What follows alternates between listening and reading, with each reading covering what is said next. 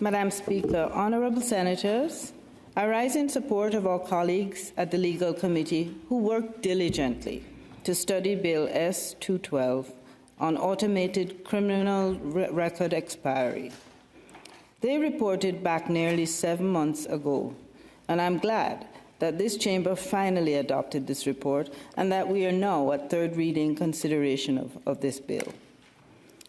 Colleagues, it is time now to move forward on this bill. When we launched the African Canadian Senate Group in December of 2021, my colleagues and I identified Bill S-212 as a priority connected to our work with community members for progress on issues of justice, health, and economic fairness.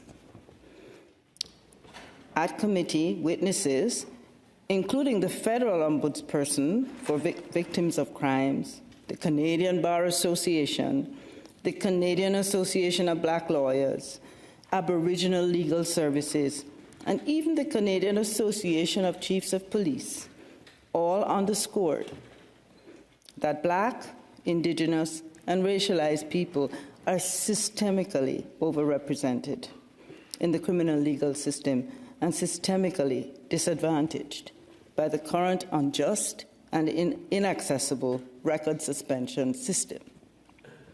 Bill S-212 allows records to expire without an application process, provided that the individual has no subsequent charges or convictions for 2 to 5 years.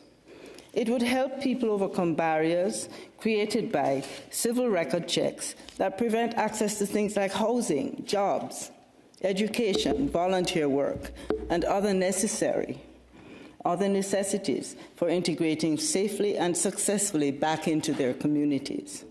At the same time, in response to concerns raised by some police services, Senator Pate herself amended the bill at committee to ensure that police can continue to use information in expired records as part of a legitimate investigative work. The data and evidence shared at committee make clear that Bill S-212 will enhance public safety. It will help ensure that people are not trapped in the same situations of poverty, isolation, and marginalization that led to their criminalization in the first place. It will be a small step toward correcting past failures to provide justice and to ensure equity for BIPOC communities. It will provide hope and paths forward.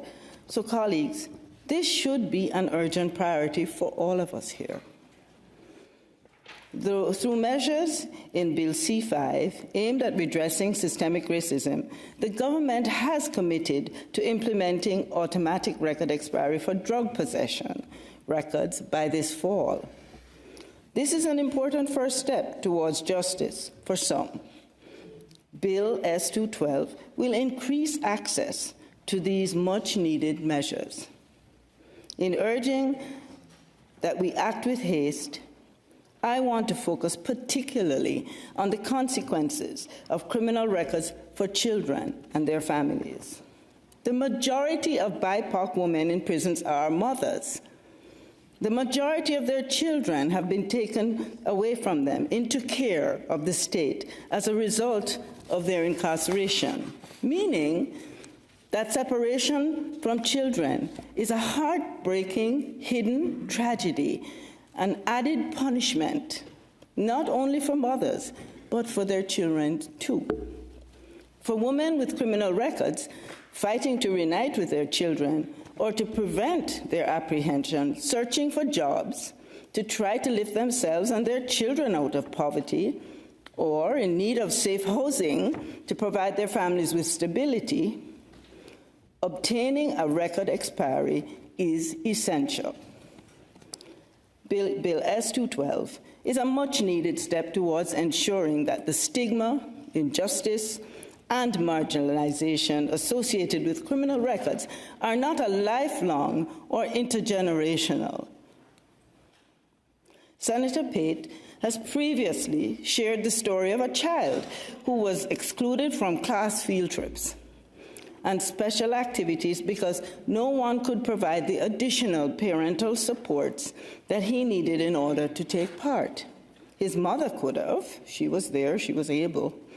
But despite presenting herself as no risk to public safety, she had a criminal record and could not volunteer for the school. Her child suffered. Other children suffered because of this. The current system requires that those in her situation must wait 10 years for a record suspension. Time is fleeting and children grow quickly. 10 years is a lot of time for a child.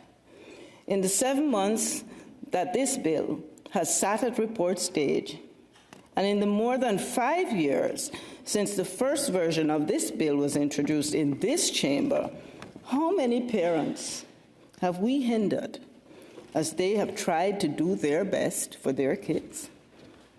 How many children have we asked to go without? Colleagues, I urge you to vote in support of this bill.